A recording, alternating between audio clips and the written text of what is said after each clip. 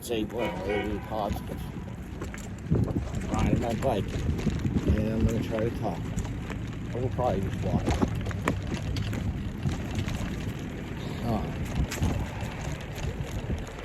Uh, it's hard to, like, see a picture and then look at where that thing was in the picture. But anyway, I kind of want to make a ranking video anyway. I'm trying to get this up and running. See if we're watching different things. This guy was just talking about the fourth way. I'm pretty sure that's where the Alchemist city originated. You know, maybe younger, but I don't know. It's the, I always look stuff up, so the fourth way is an Eastern concept. And comes from, the fourth way is the way that's different than the other three.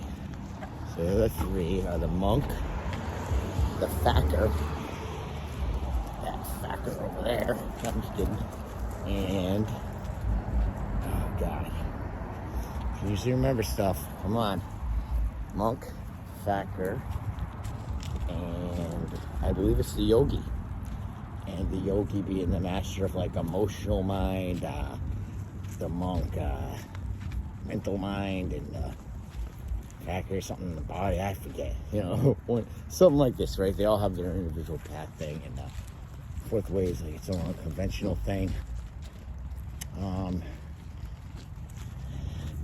Here we go. I think I'm finding the area here. Yeah, this is good.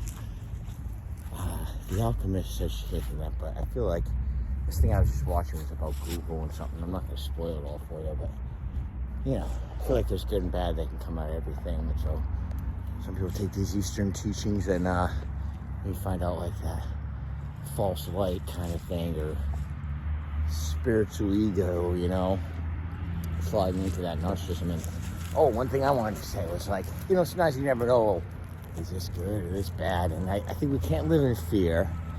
And I'm not so into the Crowley stuff or the chaos magic, but I do believe you could grow up on an island without any of these books or concepts and make your own stuff, right? Everything is mind. The Hermetic principles, the first one's everything's mind. It's really pretty good.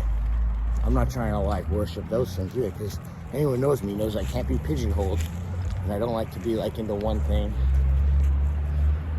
If you ask me what I am, right, for isms and beliefs, it's like probably an anarchism. I like some Marxism, but I like techno-feudalism, or no, I don't like techno-feudalism. What am I saying? I like Yanis Varoufakis. That's what got me into me talking about Marxism, but I don't really like to subscribe or fully get into anything.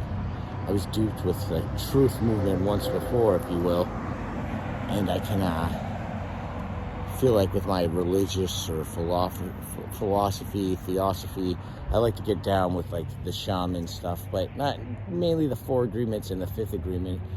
And, you know, even that, I'm always skeptical. So, you know, all these terms are loaded. Alchemist, shaman,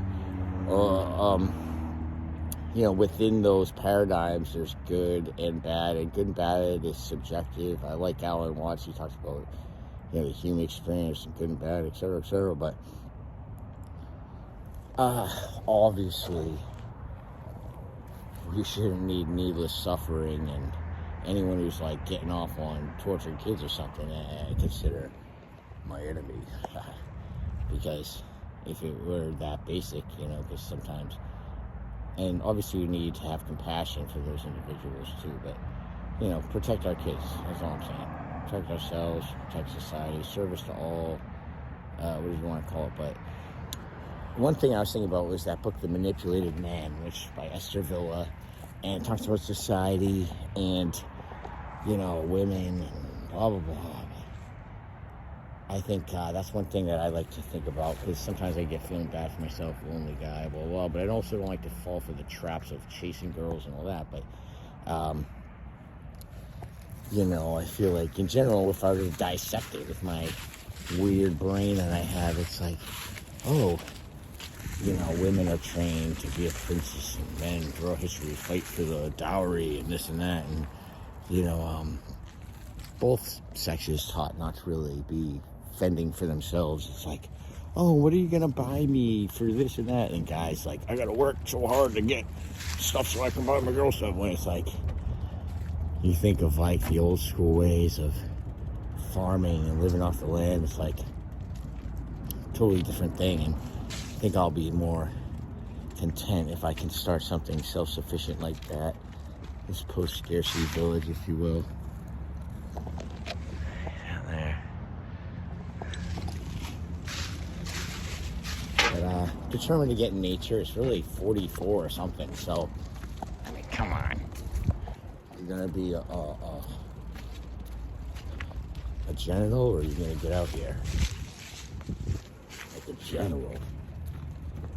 Just can't live with that. That's the ocean. Sure, most people are probably wandering out now.